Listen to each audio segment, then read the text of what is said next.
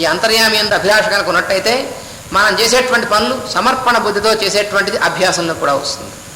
మనం పనులు చేస్తూ ఉంటాం, కానీ ఆ పనులు సమర్పణ బుద్ధితో చేస్తే ఏమవుతుంది? ఆనందం అనేటువంటి అనుభూతి కలుగుతుంది. సమర్పణ బుద్ధి లేకుండా చేస్తే ఏమవుతుంది? దుఃఖానుభవం కలుగుతుంది.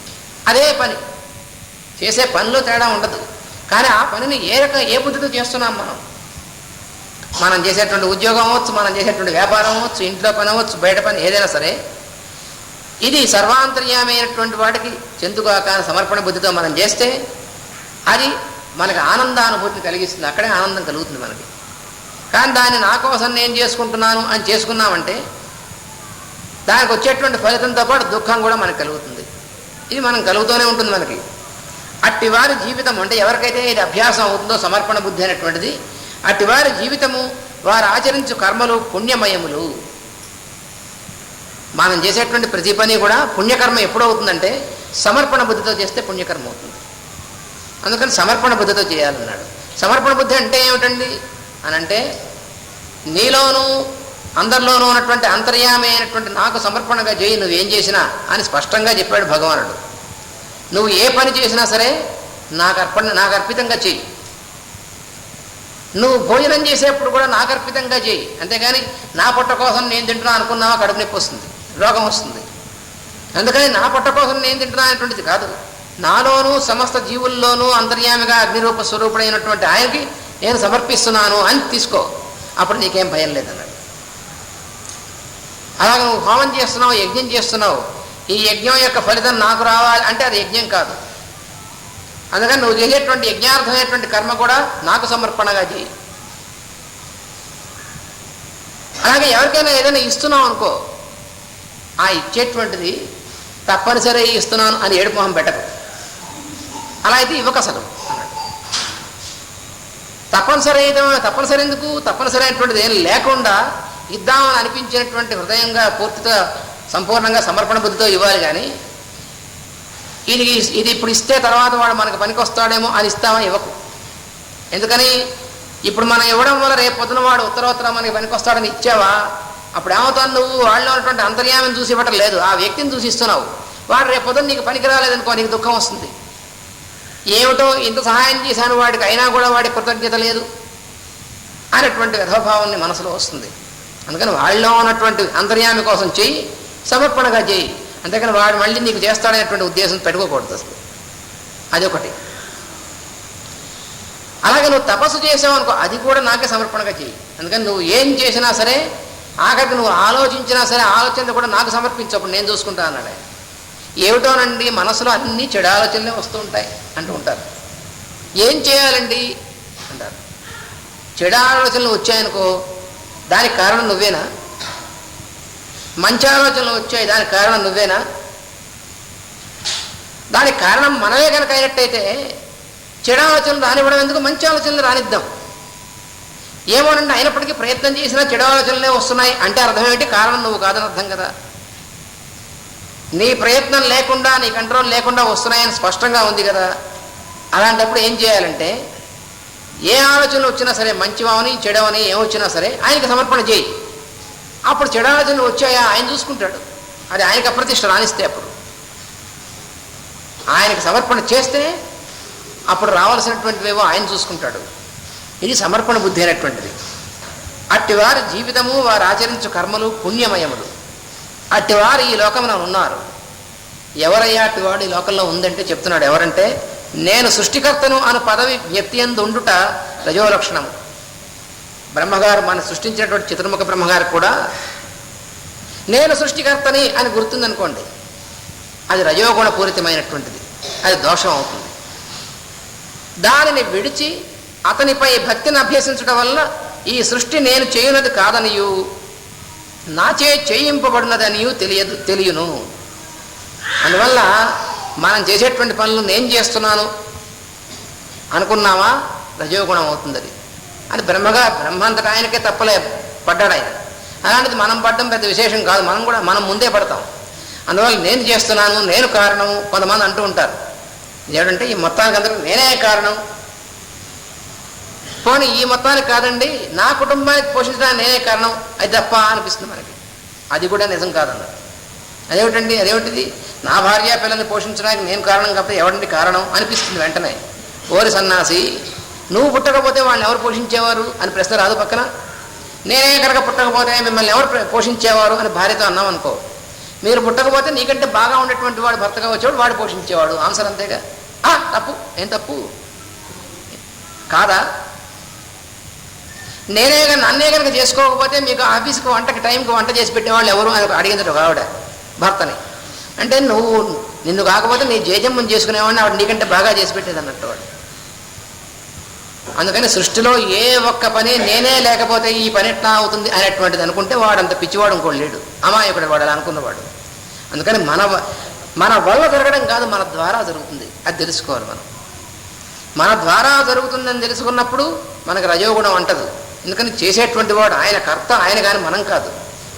అందుకని మన ద్వారా జరుగుతుంది. వీళ్ళందరికీ నేను సేవ చేస్తున్నాను అన్నాడా, పడిపోయాడు అనమాట. మళ్ళీ సేవ చేస్తున్నప్పటికీ సేవ నేను చేస్తున్నాను అనుకున్నాడా, రజోగుణంలో ఇరుక్కున్నాడు. ఇక సేవ కానే కాదు. సేవ నేను చేయడం ఉండదు, నా ద్వారా సేవ చేయబడుట అనేటువంటిది ఉంటుంది. చేయించుకునేవాడు వాడు. సేవ చేయించుకునే రూపంలోనూ ఆయనే ఉన్నాడు, సేవ చేయించేటువంటి శక్తిగానూ ఆయనే పనిచేస్తున్నాడు. చూసారా, ఇంక మంది ఏమిటి? అయ్యో అంతా ఆయన అయినప్పుడు ఇక మందే ఉందండి అని ఒక్కొక్కసారి కొంతమంది ఏడుస్తూ ఉంటారు.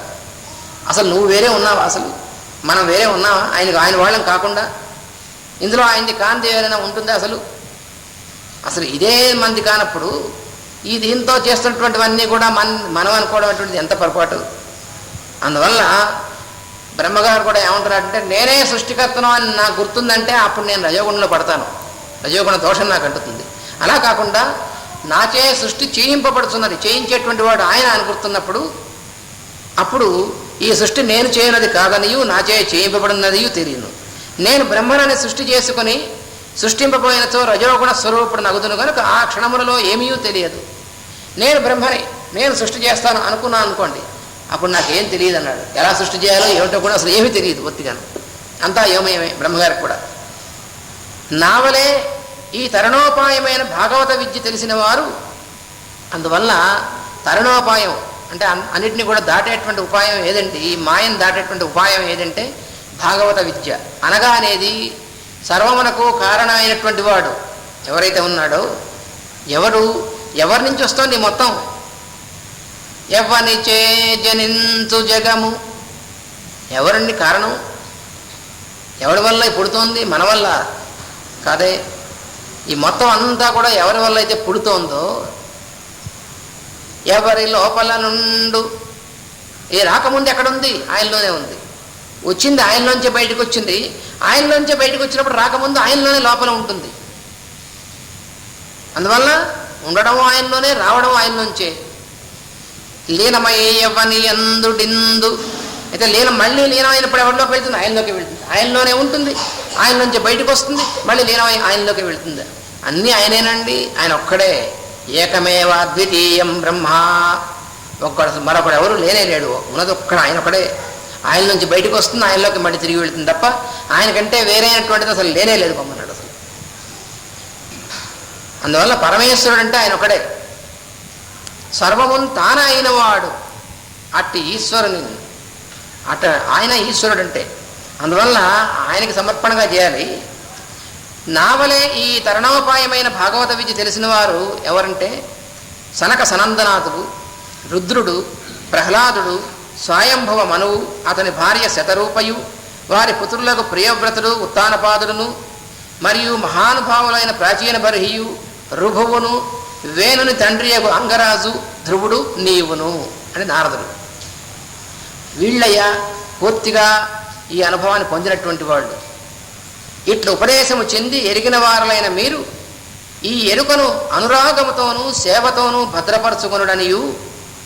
అయితే భాగవతం యొక్క ఇదంతా కూడా నాకు తెలుసును, నాకే తెలుసును అనుకున్నాడా, అప్పుడు మళ్ళీ పడిపోయాడు అనమాట. చూడండి అసలు కర్తృద్ధకం అది లేదు అసలు. తెలుగు భాషలో ఉందేమంటే నేను చేశాను అని ఉంటుంది. నువ్వు అన్నీ కూడా మనం చెప్తాం చూడండి, నేను భోజనం చేశాను, నేను ఈ పని చేశాను, కానీ సంస్కృతంలో నేను చేశాను ఉండదు, నా చేయబడింది. అసలు సంస్కృతంలో ఉన్నటువంటిదే అసలు ఆ భాషలోనే ఉంది సంస్కృతంలో. మయా భుక్తం, నాచే తినబడెను. అదేమిటండి నాచే తినబడడం ఏమిటండి? తెలుగు వాళ్ళకి అనిపిస్తుంది నేను తిన్నాను నాచే తినబడడం ఏమిటి నాన్ సెన్స్ అనిపిస్తుంది. కానీ అర్థం ఏమిటి? అసలు ఆ భాషలో ఉన్నటువంటి సంస్కృతంలోను కర్తను నేను కాను అని అర్థం దానికి. మనకు రజోగుణం అని తెలుస్తూనే ఉంది దీనివల్ల. ఎందుకంటే నేను చేస్తున్నాను. ఏమిటి చేసేది మనం? నాచే చేయబడుతున్నది, మయా కృతం, నాచే చేయబడినది అని సంస్కృతంలో ఉంటే నేను చేశానని తెలుగులో ఉంటుంది. నాచే చేయబడినది మామూలుగా అనం మనం వ్యవహారంలో. మన వ్యవహారం కర్తృత్వంగా ఎందుకు వచ్చిందంటే మనం రజోగుణంతో కూడినటువంటి వాళ్ళని తెలుస్తుంది దానివల్ల. అందుకని దీని నుంచి మళ్ళీ అటు వెళ్ళాలి మనం. అందువల్ల ఉపదేశం చెంది ఎరిగిన వారులైన మీరు ఈ ఎరుకను అనురాగముతోనూ సేవతోనూ భద్రపరచుకున్నడనియు, తెలుసుకునవలన కుతూహలము భ్రాంతి అనియు, తెలుసుకోవాలి ఏదో తెలుసుకోవాలి ఏదో తెలుసుకోవాలి అని కుతూహలం కూడా ఉండకూడదున్నాడు. అది ఉంటే అది భ్రాంతి అవుతుంది. ఆ మార్గమున పడి దానిని పోగొట్టుకున్న వలదనియు నారదునకు బ్రహ్మ ఉపదేశించున్నాడు. అంటే ఏమిటి? అంతర్యామిని గురించి తెలుసుకోవాలి అనేటువంటిది అనుకున్నాం అనుకోండి, ఆ గురించి తెలుసుకోవాలి అనేటువంటిది పెద్ద రోగం అన్నాడు. అసలు భ్రాంతి. అసలు దాని యొక్క అనుభవంలోకి వెళ్ళాలి కానీ దాని గురించి తెలుసుకోవడానికి ఏముండదురా అబ్బాయి. ఎందుకంటే తెలుసుకోవడం అనేటువంటి దానికి అందేటువంటి వాడు కాదు అంతర్యామి అంటే. తెలుసుకోవడం అనేటువంటిది మనస్సు సంబంధించిన లక్షణం. ఆయన మనస్సు విజ్ఞానమయమైనటువంటిది అన్ని దాటి పైన ఉన్నటువంటి స్థితిలో ఉన్నటువంటి వాడు ఆయనైతే దానికంటే కింద ఉన్నటువంటి మనస్సు స్థితితో దాన్ని తెలుసుకోవడం ఎట్లా సాధ్యం అవుతుంది? అందుకని తెలుసుకునే ప్రయత్నం కాదురా చేయాల్సింది, ఆ అనుభూతిలోకి వెళ్ళడం అనేటువంటి దాన్ని ప్రయత్నం చేయాలన్నాడు. అనుభూతిలోకి వెళ్ళాలంటే సేవించడం అనేటువంటి తప్ప ఇంకోటి మార్గం కానే కాదన్నాడు. అందువల్ల తెలుసుకునేటువంటి ప్రయత్నం ఎప్పుడు చేయకు భగవంతుణ్ణి. దేవుని గురించి తెలుసుకుంటాను, దేవుడు ఉన్నాను నమ్ముతాను ఓరిపిచ్చివాడు. తెలుసుకోవడం ఏమిటి? నమ్మడం ఏమిటి? ఉన్నటువంటి వాడి గురించి సూర్యుడు రోజు తూర్పున ఉదయిస్తాడని నేను నమ్ముతాను అనేటువంటి పిచ్చివాడు ఉంటాడు ఎవడైనా? నమ్మడం ఏమిటిది? ఉదయిస్తాడు అనేటువంటి సత్యం, అది అనుభవం. పంచదార తీయగా ఉంటుందని నేను నమ్ముతున్నాను ఓరి చవటాయి. నమ్మడం ఏమిటిది? పంచదార తీయగా ఉండేటువంటిది అనుభూతి. అది అనుభూతిని గురించి వేరే నమ్మాలి. మళ్ళీ నువ్వు మేము నమ్ముతాము మేము నమ్మము అనేటువంటి వాళ్ళందరూ కూడా వాళ్ళు ఏమీ తెలియనటువంటి అజ్ఞానులు అనమాట. అందుకని నమ్మడము నమ్మకపోవడంతో సంబంధం లేదు, అనుభూతి అనేటువంటిది ఇది. అందువల్ల భగవంతుని యొక్క స్థితి అనేటువంటిది కూడా అనుభూతి విశేషమైనటువంటి తప్ప దాని గురించి తెలుసుకుందాం అనుకుంటే గురించి తెలియదు. పంచదార గురించి అని చెప్పారనుకోండి ఎవరన్నాను, ఎవరో ఒక ఆయన ఉన్నాడు, ఆయన షుగర్ టెక్నాలజీలో ఎంఎస్సి పిహెచ్డి ఇంకా పైన ఏమో చేసేసాడు. కానీ జన్మలో షుగర్ ముట్టుకోవడానికి వీలేదు. ఎందుకంటే ఇన్ఫంటైల్ జువినైల్ డయాబెటీస్ అని ఉంటుంది కదా, చిన్నప్పటి నుంచి వాడు డయాబెటీస్ వచ్చింది. పాపం డాక్టర్ గారు చెప్పారు పంచదార పొరపాటు నాలుగు మేము వేసుకున్నావో చచ్చిపోతావు వెంట. నేను అయ్యి బాబోయ్, వాడు జన్మలో పంచదార రుచి తెలియదు, కానీ షుగర్ టెక్నాలజీలో వాడు పిహెచ్డి. అంటే ఏం చేయగలడు? పంచదార గురించి మీకు అనర్గళంగా ఎన్ని గంటలైనా చెప్పగలడు. దాని ఫిజికల్ ప్రాపర్టీస్, కెమికల్ ప్రాపర్టీస్, దాని molecular formula, atomic number formula అది అని చెప్పగలడు. కానీ పంచదార తీపి అంటే ఏమిటో పాపం వాడికి తెలియదు. ఏం లాభం అండి? అలాగే భగవంతుని గురించి చెప్పుకోవడం వల్ల ఏం తెలియదు అబ్బాయి. భగవంతుడి యొక్క అనుభవం అనేటువంటిది కావాలి. అది కావాలంటే భాగవతం తప్ప ఇంకోటిది ఇవ్వలేదు. ఏ శాస్త్రం వల్ల రాదు భగవద్ అనుభూతి అనేటువంటిది, భాగవత మార్గం వల్ల తప్ప రాదు. అది ఇక్కడ చెప్తున్నటువంటిది.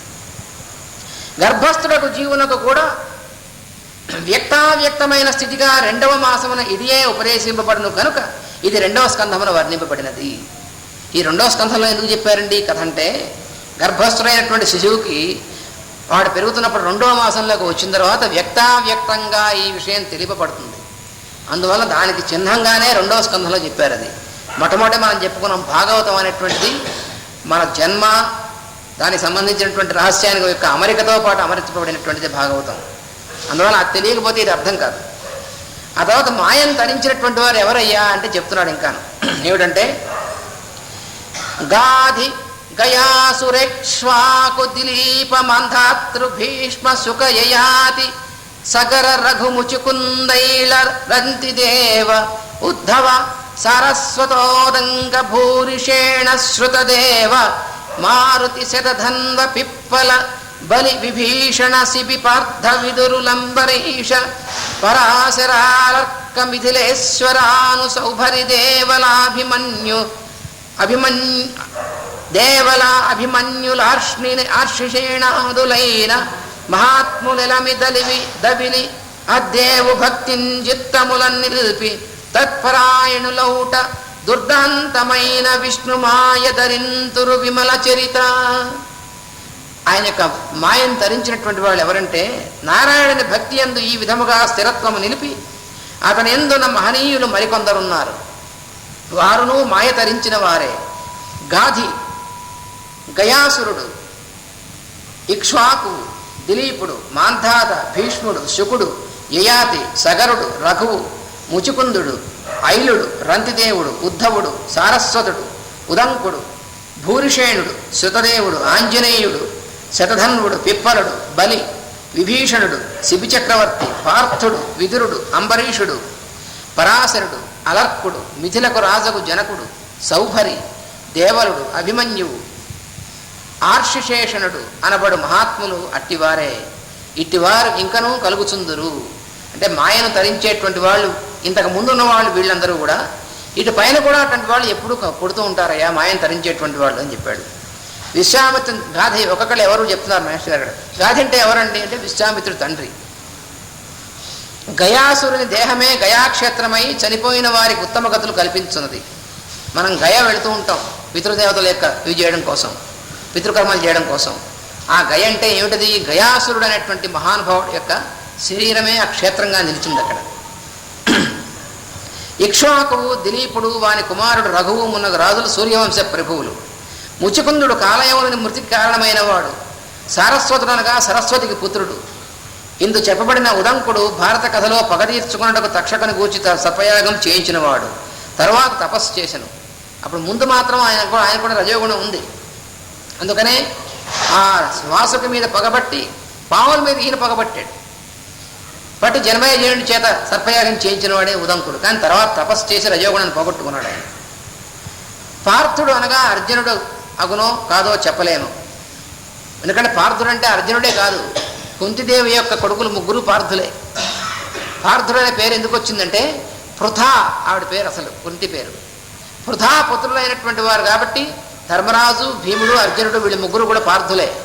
కానీ అర్జునుడిని మాత్రమే పార్థ అని పిలవడం అనేటువంటిది ఎక్కువ అలవాటు. అలర్కుడు యోగ విద్య యందు దత్తాత్రేయుని ప్రథమ శిష్యుడు. ఇందు చెప్పబడిన మారుతి ఆంజనేయుడు. ఈ చెప్పబడిన వారిలో కొందరు రామాయణ భారత కాలములకు అటు ఇటు జీవించి ఉన్న నరలోకవాసులు. నారదునకు బ్రహ్మ చేయుచున్న ఈ ఉపదేశ కాలము నాటికి రామావతారము కూడా రాలేదు కనుక ఇందరి మూల శ్లోకములు ప్రక్షిప్తములై ఉండవచ్చును. ఇట్టి సందర్భమున ఈ చెప్పబడిన మోక్షజీవులందరూ పూర్వకల్పములలో ఉన్నవారిని పండితులు సమర్థింతురు. ఇందు చెప్పబడిన వారందరూ పరమ భాగవతోత్తములు అనబడదురు. విష్ణు మాయను దాటినవారు. ఈ మాయ విష్ణు కలిగించు మాయ కాదు. విష్ణు మాయ అంటే ఆయన కలిగించేటువంటి మాయ అనుకోకూడదు. దేవుడు ఎవరిని మాయపుచ్చడు. భగవంతుడు మాయ చేస్తాడండి. మనం అనుకుంటాం మాయలో పడేసాడు భగవంతుడు పడేడు మాయలో మనం పడతాం. మనం పడి ఆయన పడేసాడు అనుకుంటాం. మనం ఏం చేస్తుంటాం? చేయకుండా పనులు చేస్తాం. పక్కింటి వాడు ఎవడో ఒక ఆయన వ్యాపారస్తుడు, మనం ఉద్యోగం అనుకోండి, ఆయనకి వ్యాపారంలో లక్షలు వస్తున్నాయి, మనకి ఉద్యోగంలో ఏదో 3,000 4,000 జీతం వస్తుంది అనుకోండి. వస్తే మనం కూడా వ్యాపారం చేద్దామని చెప్పి 1,00,000 రూపాయలు అప్పు తీసుకుని వ్యాపారం పెట్టి అందులో నష్టపోయి ఈ మొత్తం అంతా పోయిన తర్వాత ఏమిటో భగవంతుడు ఇన్ని పరీక్షలు పెట్టాడు. అదేమిటి భగవంతుడు పరీక్షలు పెట్టడం ఏమిటి? నిన్న అప్పు తీసుకోమని భగవంతుడు చెప్పాడా? వ్యాపారం చేయమని ఆయన చెప్పాడా? నువ్వు చేద్దాం అనుకున్న పనులు నువ్వు చేసి చిక్కుల్లో నువ్వు పడి ఆయన పరీక్ష పెట్టడం ఏంటి మధ్యలో? మనం అనుకుంటూ ఉంటాం ఏమిటో భగవంతుడు నాకు ఎన్ని పరీక్షలు పెట్టాడో నాయనో అంటే ఆయనకి ఇంకేం పని లేదా? మళ్ళాంటి చోట్లందరికీ పరీక్షలు పెట్టడం తప్ప. మనం చేసే పనులు మనం చేసి పొరపాట్లు మనం చేసి ఫలితం మనకు వస్తే భగవంతుడు పరీక్ష పెట్టాట. ఎంతటి అజ్ఞానం అండి! అందువల్ల భగవంతుడు మాయపుచ్చడు ఎవరిని కూడా. వారిని అర్థము చేసుకున్నట్లో మోసపోవుట అనే అర్థము. మనసుతో దైవమును చూచువారు మోసపోవదురు. భగవంతుని మనసుతో చూద్దాం అనుకున్న వాడు మోసపోతారు. ఎందుకని మనసుకు అనేటువంటి వాడు కాదు కదా భగవంతుడు అంటే. మనస్సును దైవమును కర్పించిన వారు మాయను దాటుదురు. అందుకని మనస్సుని ఏం చేయాలి? భగవంతుడికి అర్పించాలి. అర్పిస్తే మాయమన్న ఏమీ చేయదు అసలు. వారి మనస్సు దైవముతో నిండును. కృష్ణావతారమున ఋషులందరూ ఈ విద్యను నేర్చుటచే మనస్సును అర్పించి గోపికలుగా పుట్టిరి. అందువల్ల గోపికలుగా పుట్టినటువంటి వాడు అందరూ ఋషులు, మహారుషులు అయినటువంటి వాళ్ళు. వాళ్ళందరూ ఏం చేశారు? మనస్సుని స్వామికి అర్పించి గోపికలుగా జన్మించారు. గోపికలుగా జన్మించిన తర్వాత కూడా సమస్తము ఆయనకు అర్పణంగా ఉండిపోయినటువంటి వాళ్ళు మాయను తరించారు. అందువల్ల మాయను తరించినటువంటి వాళ్ళు మొట్టమొదటి గోపికలను చెప్పాడు. అదేమిటంటే నారద మహర్షి చెప్తూ గోపికలను గురించి చెప్పాడు. ఇంకెవరు ఉదాహరణ చెప్పకుండా. అదేమిటి మరి తానున్నాడు, మిగిలినటువంటి మహర్షులు ఉన్నారు, వీళ్ళందరూ ఉన్నారు, వాళ్ళ ఉదాహరణ ఏమిటంటే మాయను ధరించిన వాళ్ళు వాళ్ళే మొట్టమొదటి వాళ్ళు. యాదవులు కృష్ణునితో కలిసి యావజ్జీవనం సహవాసం చేసినను మాయను దాటక త్రాగుబోతులై కలహించి చనిపోయేది. మాయానుభవం తెలిసి తినని చెప్పాడు. అందువల్ల మాయలో పడిపోయారు వాళ్ళందరూ. కానీ కూడానే ఉన్నారుగా కృష్ణుడితో. నిజానికి గోపికలు కృష్ణుడితో కూడా ఉన్నటువంటిది కొద్ది కాలమే కదా. కృష్ణుడు ఆ మధురకు కంసుడి దగ్గరికి వెళ్ళడానికి ముందు అంతవరకే గోపికల దగ్గర ఉన్నటువంటిది. అంటే ఎంత, సుమారు 10 ఏళ్ళు, అంతకంటే దాటిలేడు కదా. ఆ తర్వాత నుంచి అసలు వెనక్కి తిరిగి రానేలేదు భౌతికంగాను.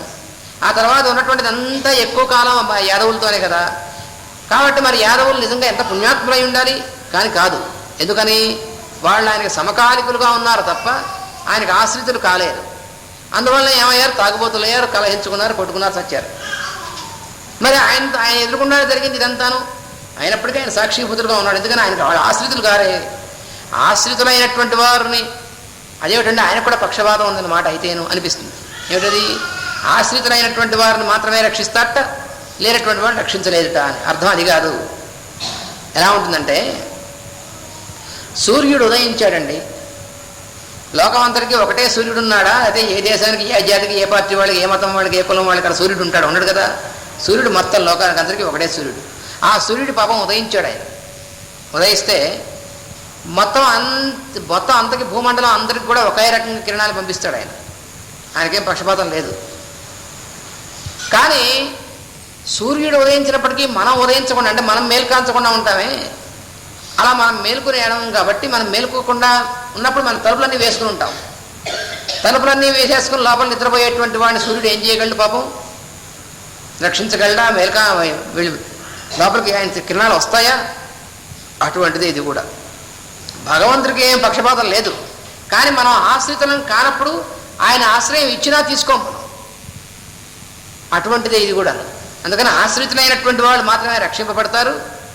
ఆశ్రితులను కానటువంటి వాళ్ళు ఏం చేస్తారంటే మేమే కారణం అనుకుంటూ వాళ్ళు నశించిపోతారు. అది జరిగినటువంటిది. అందువల్ల ఇంకా బ్రహ్మదేవుడు ఆయన ఏమంటున్నాడంటే, అనఘా వీరలనెన్ననేమిటికి తిర్యజ్జంతు సంతాన పక్షి నిశాట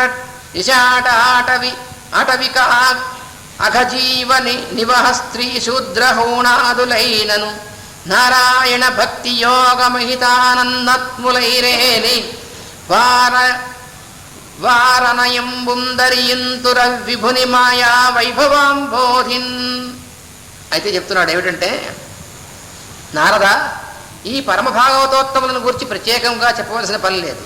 జంతువులైనను, పశుపక్షులైనను, నిశాచరులైనను, అడవి జాతి వారైనను, హత్యలు చేసి జీవించేవారైనను, శూద్రులైనను, వేదధర్మమును అవలంబింపని హూణులు మొదలైనను, స్త్రీలైనను నారాయణుని భక్తి యోగం యొక్క ఆనందము రుచి చూచిన వారైనచో వారెందు నిలిచి ఉన్న ప్రజ్ఞ వలన వారి మాయను తరింతురు. అందుకని ఎవళ్ళైనా సరే వారి యొక్క ఆయన యొక్క మాయను తరించగలరు. ఎప్పుడు? ఆయన ఎందు భక్తి సమర్పణం కలిగినప్పుడు. మాయను విష్ణువుని వైభవముగా నిరంతరము స్మరింపగలుగుటయే తరింపగలుగుట. అసలు రహస్యం ఇదండి. మేస్టర్ గారు ఇస్తున్నారు.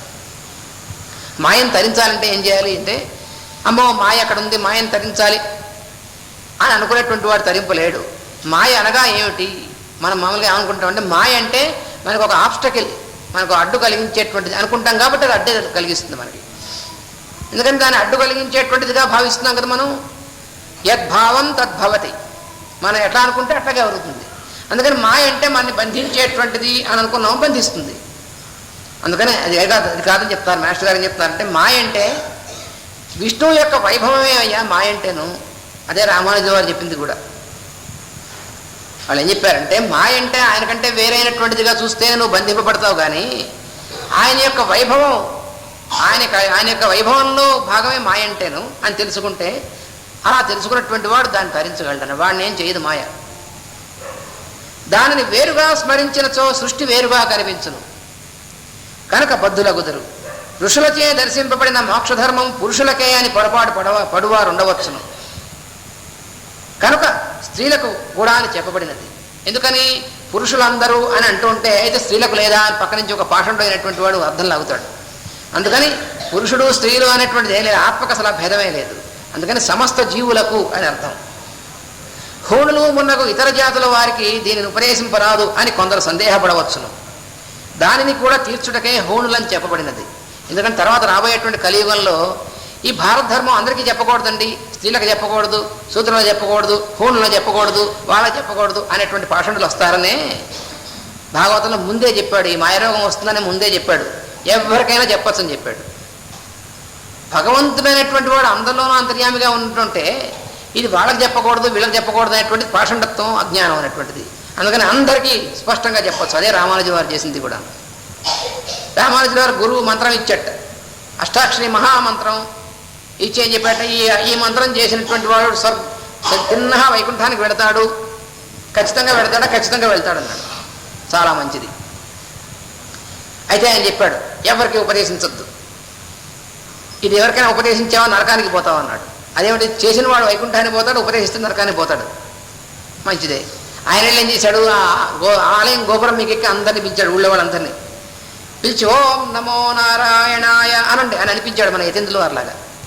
మన యతీంద్రుల వారు ఎన్ని లక్షల మంది చేత అనిపించారు. ఆయన కూడా కొంతమంది విమర్శించారు, అందరికీ చెప్పేస్తున్నారు, ఏం పర్వాలేదు అన్నారు. ఆ రామానుజు వారే మళ్ళీ యతీంద్రుల వారిలో వచ్చారు. అందులో ఏమి సందేహం లేదు. లక్ష్మణుడు కదా, లక్ష్మణ యతీంద్రుడు అంటే అదే. మరి రామానుజుడు అన్నా లక్ష్మణుడే, ఈయన కూడా లక్ష్మణుడే. ఆయన చెప్పాడు. చెప్తే ఆ గురువు వచ్చి కోపడ్డాడు, రా నీకేంట్రా చెప్పాను నేను. అయ్యా మీరు చెప్పినట్టే చేస్తున్నా అన్నాడు రామానుజుడు. అదేమిటి, గురు ధిక్కారం చేసావు, ఏం చేయలేదు, మీరేం చెప్పారు, ఇది చేసిన వాడు వైకుంఠానికి వెళతాడా, వెళతాడు. మరి వీళ్ళందరూ చేస్తే వైకుంఠానికి వెళతారుగా, వెళ్ళరని చెప్పడానికి వీల్లేదు. ఎందుకంటే చేసిన వాడు వైకుంఠానికి వెళ్ళి తీరుతాడని చెప్పారు కదా. కాబట్టి వీళ్ళందరూ చేతి చేయిస్తున్నాను, వీళ్ళందరూ వైకుంఠానికి పోతారు. వాళ్ళందరూ వైకుంఠానికి పోయినప్పుడు వాళ్ళ వల్ల నేను ఒక్కడిని నరకానికి పోయాను అనుకోండి, పోనివ్వండి, నేను కాసేపు యముడు వారితో హాయిగా కాలం గడుపుతా అన్నాడు ఆయన. అందరూ వైకుంఠానికి వెళ్ళిపోతే యముడు ఆయన దగ్గర ఖాళీ అయిపోతుంది కానీ నరకం అంతాను, నేను అక్కడ ఉంటాను, ఆయనతో కాలక్షేపం చేస్తుంటాను. నేను ఒక్కడిని నరకానికి పోతే వచ్చిన నష్టం ఏంది, వాళ్ళందరూ వైకుంఠానికి పోతారు అనేటువంటిది ఆ దృష్టి ఉండాలి. అందువల్ల ఎవరికి నేర్పకూడదు, ఎవరికి చెప్పకూడదు అనేటువంటిది ఏమీ లేదు అసలు. మరి దీన్ని రహస్య విద్య అంటారు కదండి. రహస్య విద్య అంటే అర్థం ఏమిటంటే అది నేర్చుకుందాం అనేటువంటి స్థితి మనలో వచ్చేంత వరకు చెప్పినా నేర్చుకోము, అది రహస్యం అంటే. ఇప్పుడు మీకు మంత్రం చెప్పేసాం, ఓం నమో నారాయణాయ, ఎంతమంది చేసుకుంటారండి రేపటి నుంచి? అది రహస్యం అంటే. భాగవతం చెప్పుకుంటున్నాం, ఎంతమంది వస్తున్నామండి? ఇప్పుడంటే చాలామంది ఉన్నాం, కానీ ఏదో పూజలు కాబట్టి రోజు ఎంతమంది ఉంటామండి? 5గురు 4గురు ఉంటాం. మరి మిగిలినటువంటి వాళ్ళకి చాలా పనులు ఉంటాయి, అప్పుడప్పుడు వింటే సరిపోతుంది భాగవతం అని కదా.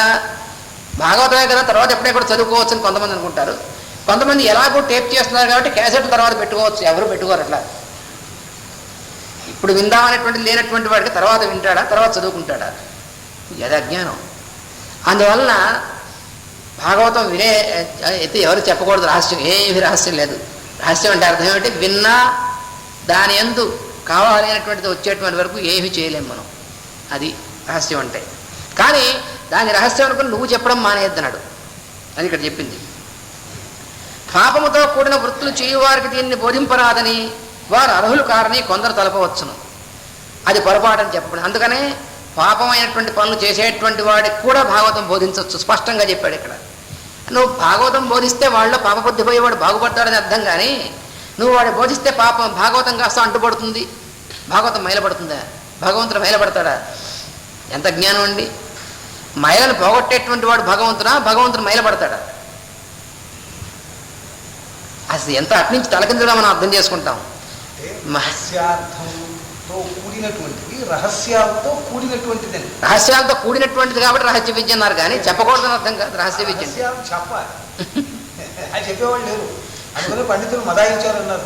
ముందే రాశారు భాష గారు ఇక్కడ. పండితులకి పోనీ విప్పి చెప్దాం, అందరికీ కూడా ఆ రహస్యం అర్థం విడమర్చి చెప్దాం అనేటువంటి బుద్ధి లేకపోవడం అనేది అయిందని చెప్పి రాశారు ముందు. పాపవృత్తి మానినచో ఉపదేశములు ఇచ్చదను అని అనరాదు. నువ్వు పాపం చేయడం మానేస్తే నేను ఉపదేశం చేస్తాను. పాపం చేయడం మానేస్తే మనం ఉపదేశం చేయడం ఎందుకు? అసలు పాపం చేయడం మానేస్తే వాడే పైకి వచ్చాడు, వాడు మన ఉపదేశం ఎందుకు? వాడు పాపం చేస్తున్నాడు కాబట్టి ఉపదేశం చేయాలి. అసలు ఈ జీవులు అందరూ పాపులు అలా అనుకోవడమే పొరపాటు అన్నాడు. అసలు జీవులంతలో ఉన్నటువంటి అంతర్యామిని చూసింది పాపులను నువ్వేవుడు అనుకోవడానికి అసలు వాళ్ళు పాపలు ఉన్నావు కదా, వాళ్ళు చూసుకోవాల్సింది కదా, ఇంకోళ్ళు పాపలుగా చూడాల్సింది నువ్వా? భగవంతుడు చెప్పాడు వీళ్ళందరూ పాపులని. భగవంతుడు జీవులు ఎవరిని పాపులని అనలేరు అసలు ఎక్కడ. మనం రోజు పూజంతా చేసి అమ్మవారిని ఆవాహన చేసి మనం ఏం చేస్తాం? ఆవాహయామి విష్ణుం ఆవాహయామి గాయత్రీం ఆవాహయామి అంటే నాలోకి వచ్చేస్తున్నాను, నాలోకి తెప్పించుకుంటున్నాను అని చెప్పి అంత పూజ చేసి చివరికి పాపోహం పాపకర్మాహం పాపాత్మ పాప సంభవ అని రుబ్బురోట్లే తిరుగుతూ ఉంటాం మనం, రుబ్బుడు పత్రం లాగా. అంటే ఏమిటి? ఈ అమ్మవారితోనో లేదా ఈ ఆవాహన చేయబడినటువంటి స్వామితోనో కలిపి ఆయన్ని కూడా పాపాత్ముడు చేస్తున్నాం అన్నమాట మనం. అదేగా మనం చేసేది. ఎంత పొరపాటు చేస్తున్నామండి మనం. అపచారం కాదు నిజంగాను. అసలు నిజంగా సంప్రదాయంలో కాదు ఆ శ్లోకం. ఎవడో నాలా కొంచెం సంస్కృతం వచ్చినటువంటి బడుద్ధ ఎవడను పాపోహం పాపకర్మ శ్లోకం రాసి పెట్టేశాడు.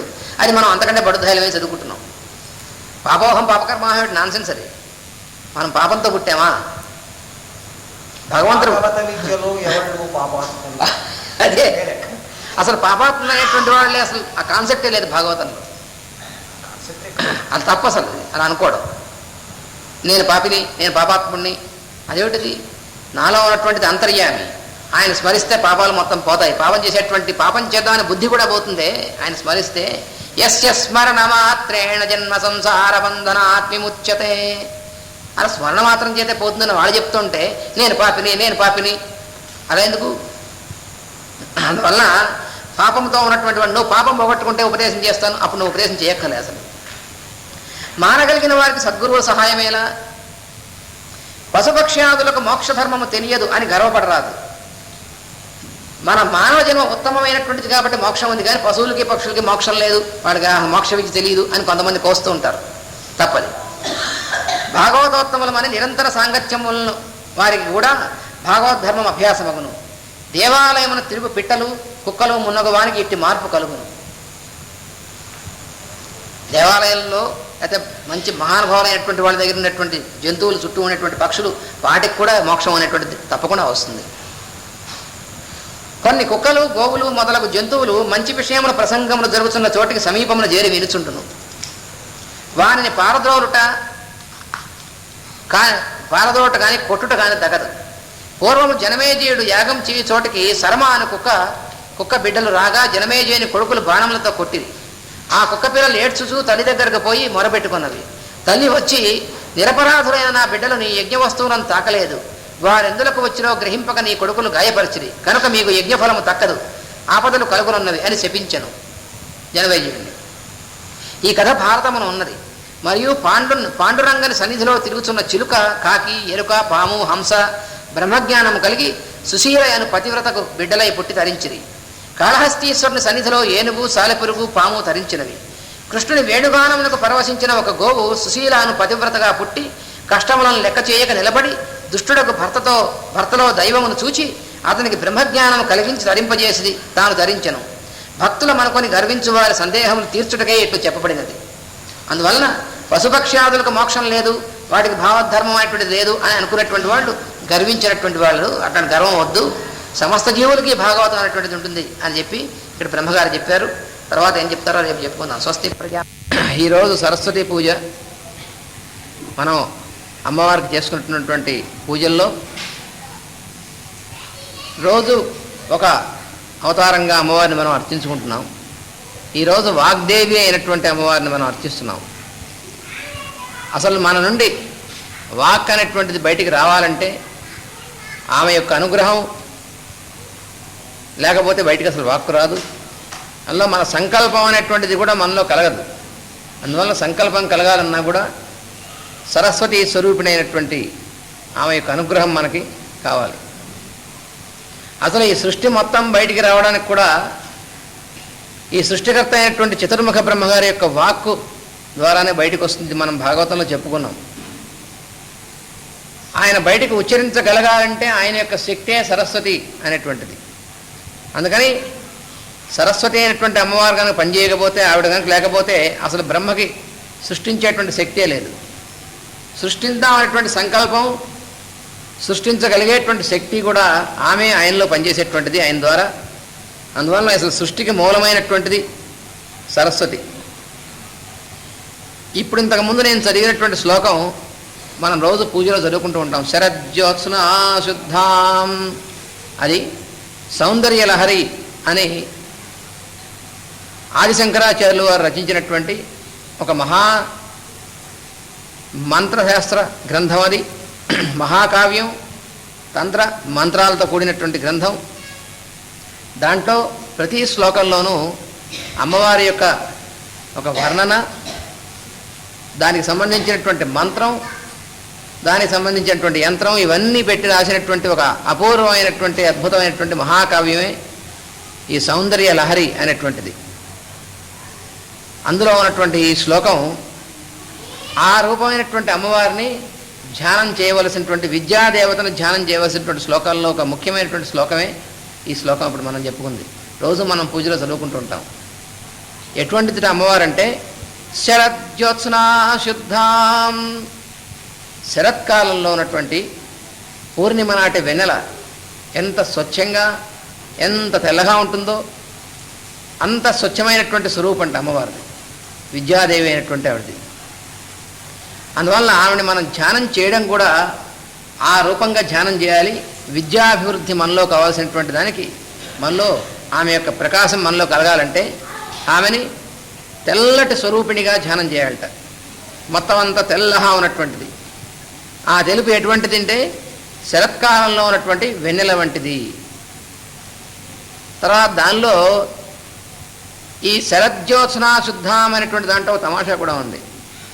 శకార రకారములు అనేటువంటి వాటిని కలిపి, దాని తర్వాత శశి అంటే చంద్రుడు, దానిలో ఉన్నటువంటి రకారం రేఫని కలిపి శ్రీ అనేటువంటిది, శ్రీం అనేటువంటి బీజం, ఆ బీజాక్షరంతో కూడినటువంటిది ఈ ధ్యానం. అందువల్ల శ్రీం అనేటువంటి దాంట్లో ఆ పైన సి అనేటువంటి దాంట్లో ఇలా చుట్టుదాం చూసారా, అలా వచ్చేప్పటికి కింద ఇలా వచ్చేప్పటికి అది చంద్రవంకలా ఉంటుంది. అందుకని శశిజిత జటాజూటమకుటాం, ఆమె అమ్మవారి యొక్క జటాజూటంలో చంద్రుడు ఉంటాడు. అదేమిటండి, శివుడి జటాజూటంలో చంద్రుడు ఉంటాడు, మళ్ళీ అమ్మవారు చెప్పినప్పుడు ఆయన జటాజూటంలో చంద్రుడు ఉంటాడు అంటారు. మీరు ఏమిటది తమాషాగా చెప్తున్నారే అని అంటారు. అనంటే శివుడు అమ్మవారి కంటే అసలు వేరా అని, అమ్మవారు లేకపోతే శివుడు అసలు చెయ్యి కూడా కలపలేట్టు అసలు, అది కూడా చెప్పాడు శంకరాచార్యుల వారు. శివశ్చక్త్యాయుక్తో యది భవతి శక్త ప్రభవితం నచేదేవం దేవో నఖలు కుశల స్పందితుమపి. అసలు శివుడు గారు కొంచెం ఇలా కదలాలన్నా కూడా అమ్మవారు శక్తి పనిచేయాలట. అమ్మవారు కనుక లేకపోతే ఆ శివుడు గారు కొంచెం కదలను కూడా కదలలేటండి, చెయ్యి కదపలేట అసలు ఆయన. ఇంకేం శివుడు గారండి, ఆయనంతటా ఆయన కదలికే ఉండదుట. అంటే అర్థం ఏమిటంటే ఆయన తేజస్వరూపుడు. తేజస్వరూపం అంటే అంతా వ్యాపించి ఉన్నటువంటి స్వరూపం. ఆ స్వరూపానికి కదలికే ఉండదు. అందులోంచి చైతన్యంగా కదలిక రావాలంటే ఆ కదలిక అనేటువంటిది అమ్మవారే. అంటే ఆయనలో స్పందనం అంటే అమ్మవారే. అందువల్ల అమ్మ లేకపోతే ఆయన అసలు కదలనే లేడు అయ్యవారు. అందుకని శివుడైనా అంతే, విష్ణువు అయినా అంతే, బ్రహ్మ అయినా అంతే, ఇంద్రుడైనా అంతే, ఎవరైనా అంతే. ఆమె చైతన్య స్వరూపిణైనటువంటి ఆమె ఉంటేనే కదలిక ఉంటుంది, లేకపోతే కదలడం ఉండదు. అలా ఉన్నవాడు ఉన్నట్టుగా ఉంటాడు శివుడు. అందువలన ఈ విద్యాదేవత అయినటువంటి ఆమెని ఈ రకంగా స్వచ్ఛమైనటువంటి తెల్లని రూపంలో ధ్యానం చేసి, ఒక చేతిలో ఉన్నటువంటి పుస్తకం, మనం పుస్తకాలు పెట్టి పూజ చేస్తూ ఉంటాం. అయితే సరస్వతి పూజ నాడు సంవత్సరానికి ఒకసారి పుస్తకాలని దుమ్ము దులిపి వాటిని పూజలో పెట్టి వాటిని పూజ చేస్తూ ఉంటాం. కానీ సరస్వతి పూజ అంటే అర్థం ఏమిటి? పుస్తకాలను ఊరికినే అట్లా పెట్టి వాటి మీద పూలు వేయడం అంటే కాదు.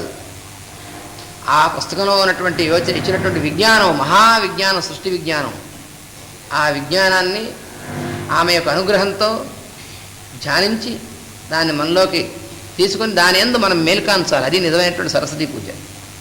అది లేకుండా ఊరికనే పుస్తకాలు మాత్రం పెట్టి అక్షతలు పూలు వేసి చక్కగాను మళ్ళీ సంవత్సరం వరకు ఆ పుస్తకాలను జాతక అలమలో పెట్టేస్తుంటారు చాలామంది. మంచి బ్రహ్మాండమైన పుస్తకాలు, భాగవతం ఉంటుంది, భారతం ఉంటుంది, భగవద్గీత, ఇవన్నీ కూడా మా ఇంట్లో మంచి పుస్తకాలు ఉన్నాయండి అని చెప్తుంటారు చాలామంది.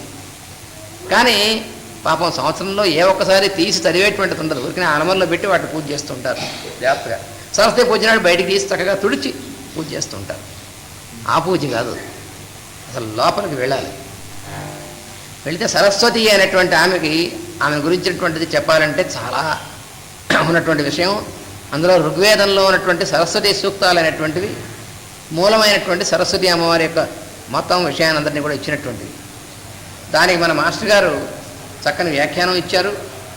సరస్వతి సూక్తం అనేటువంటి దానికి దానిలో 1-2 మాత్రమే ఇప్పుడు చెప్పుకుంటాం. అన్నీ చెప్పుకోవడానికి ఇప్పుడు సమయం కాదు. కానీ ఇవాడు సరస్వతి పూజ కాబట్టి ఆ అమ్మవారిని గురించి వేదంలో ఏం చెప్పారో దాన్ని మనం 1-2 చెప్పుకుంటాం. సరస్వతి దేవ నిదో నిబర్హయ ప్రజాం విశ్వస్య వృషయస్య మాయినః. ఈ మంత్రంలో సరస్వతి దేవిని గురించి చెప్పినటువంటి దాంట్లో వేగవంతములైన ప్రవాహము గలదానా అన్నారు అమ్మవారిని, సరస్వతి అమ్మవారిని. అసలు సరస్వతి అనేటువంటి మాటకు అర్థం ఏమిటి? సర అనేటువంటి మాటకి ప్రసరించుట అని అర్థం, అంటే ప్రవహించడం. ఒక చోటు నుంచి ఇంకో చోటికి ప్రవహించడం అనేటువంటి దాన్ని సంస్కృతంలో సర అంటారు. సరణ అంటే ప్రసరణం, సర ప్రసరణే అని. ఆ ప్రసరించేటువంటిది అంటే ప్రసరించడం అంటే ఏవి ప్రసరిస్తాయండి? ఒక నది ఒక చోటు నుంచి ఒక చోటికి ప్రసరిస్తుంది, లేదా ఒక వెలుగు ఒక చోటు నుంచి ఒక చోటికి ప్రసరిస్తుంది, లేదా ఒక విద్యుత్ ప్రవాహం లాంటిది ప్రవాహం ఓ చోటు నుంచి ఓ చోటికి ప్రసరిస్తుంది. కానీ ఇక్కడ ప్రసరించడం అంటే తమాషా ఏమిటంటే అక్కడి నుంచి బయలుదేరి ఇక్కడికి వచ్చిందని అర్థం కాదు. అసలు ఉన్నటువంటిది అవ్యక్తంగా ఉన్నటువంటిది వ్యక్తం అవ్వడమే ప్రసరణం అంటే. అందులో అసలు రహస్యం అది. మన వాక్కు కూడా లోపల అవ్యక్తమైనటువంటి రూపంగా ఉన్నటువంటిదై అది వ్యక్త రూపంలో బయటికి వస్తుంది, అంటే లోపల నుంచి బయటికి ప్రవహిస్తుంది వాక్కు. అందువలన అటువంటి స్వభావం కలిగినటువంటిది కాబట్టి అమ్మవారిని సరస్వతి అన్నారు. వేగవంతమైనటువంటి ప్రవాహములు కలదానా సరస్వతి, దేవతలను నిందించు వారిని చీల్చుము. తమాషాగా చెప్పాడు ఈ మంత్రం. దేవనిదహ అంటే దేవతలను నిందించేటువంటి వాళ్ళు, వాళ్ళని నిబర్హయ చీల్చివేయి. అదేంటి సరస్వతీదేవి చీల్చడం కూడా చేస్తుంటండి. సరస్వతీదేవి ప్రసన్నంగా ఉంటుంది, ఎప్పుడు చేతిలో ఒక వీణాపాణి ఉంటుంది, పుస్తకం ధరించి ఉంటుంది. ఇంకా అమ్మవారు పార్వతీదేవి అయితే ఒక్కోసారి దుర్గా స్వరూపిణి భండాసురుణ్ణి వాళ్ళందరినీ కూడా మహిషాసురుణ్ణి వీళ్ళందరినీ కూడా చంపేస్తూ అప్పుడు కొంచెం రౌద్రంగా ఉంటుంది. కానీ సరస్వతీదేవి చీల్చడం ఎట్లా చీలుస్తుంది? అందులో తమాషా ఉంది. అసురమాయల నుండి సర్వజీవులను రక్షింపుకు, క్షీణదశ నుండి నరులను కాపాడము, మిట్ట పొలముల నుండి జలమును కాపాడము అని తమాషాగా చెప్పారు. వేదంలో ఎప్పుడు మంత్రాలు ఒక పొడుపు కథలా తమాషాగా ఉంటాయి. వాటికి మాస్టర్ గారు లాంటి పరమ గురువు అయినటువంటి వాడి దగ్గర నుంచి వస్తే అనుగ్రహిస్తే వాటి యొక్క అర్థం మనకు తెలుస్తుంది. అదేమిటంటున్నారంటే దేవనిందకులంటే ఎవరు? దేవతలు నిందించేటువంటి వాళ్ళంటే శరీర నిర్మాణ పోషణమునకు, కంఠధ్వనులకు, ఉచ్చారణమునకు, శబ్దార్థాలకు మనలో అధిపతులుగా ఉన్నవారు దేవతలు. దేవతలంటే ఎవరండి? మనలో వాక్కు బయటకు ఉచ్చరింపబడాలంటే, కంఠధ్వని బయటికి రావాలంటే పనిచేసేటువంటి వాళ్ళు. అలాగే శరీర నిర్మాణం, మన శరీరంలో అవయవాల నిర్మాణం జరగాలంటే ఎలా జరుగుతున్నాయి? ఆ దేవతా శక్తులు పనిచేయడం వల్ల జరుగుతున్నాయి. అలా నిర్మాణమైనటువంటి శరీరం పోషింపబడాలంటే కూడా వాళ్ళే పనిచేయాలి. అగ్ని, వరుణుడు మొదలైనటువంటి వాళ్ళు పనిచేస్తేనే మనం ఇలా ఉన్నాం. కానీ ఆ దేవతలు పనిచేయకపోతే, వాయువు గారు పనిచేయలేదనుకోండి, వాయువు గారు బంద్ చేశారట. బంద్ అంటున్నారు ఈ మధ్యన. ఆ బందులు దేవతలు బంద్ చేశారనుకోండి, మన పని బందే, మనం ఉండం అసలు. ఇంకా మన బందే ఉంటుంది, మనమే ఉంటాం అసలు. దేవతలు బంద్ ఎప్పుడు చేయరు పాపం. మనం మానవులు బంద్ చేస్తూ ఉంటాం. రాక్షసత్వం కలిగి మనం బందులు చేస్తూ ఉంటాం. చేసి మన నోట్లో మనం మట్టి కొట్టుకుంటూ ఉంటాం బంద్ చేసి. కానీ దేవతలు పాపం ఎప్పుడు బంద్ చేయరు. వాళ్ళు మనలో ఇవన్నీ పనిచేస్తున్నటువంటి వాళ్ళు దేవతా శక్తులు. వారికన్నా తాను అధికుడనని భావించు ప్రజ్ఞలు, అహంకారాదులు.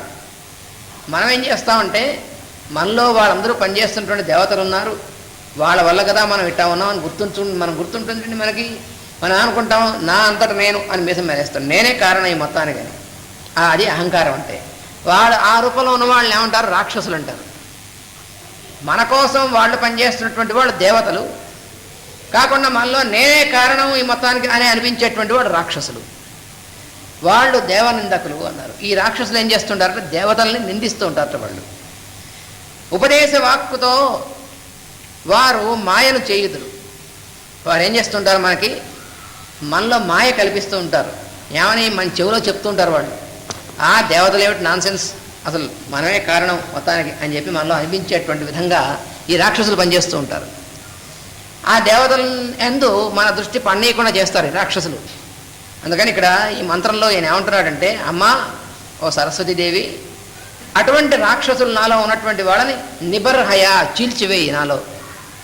నాలో ఈ రాక్షస శక్తులైనటువంటి అహంకార మొదలైనటువంటి వాళ్ళందరినీ కూడా లేకుండా చేసి నువ్వు నిన్ను నింపు మా యందు దేవతా శక్తులైనటువంటి వాళ్ళు నిందించేటువంటి రాక్షసులుగా మమ్మల్ని కాకుండా కాపాడమ్మా అన్నాడు. నిబర్హయ అంటే చీల్చు.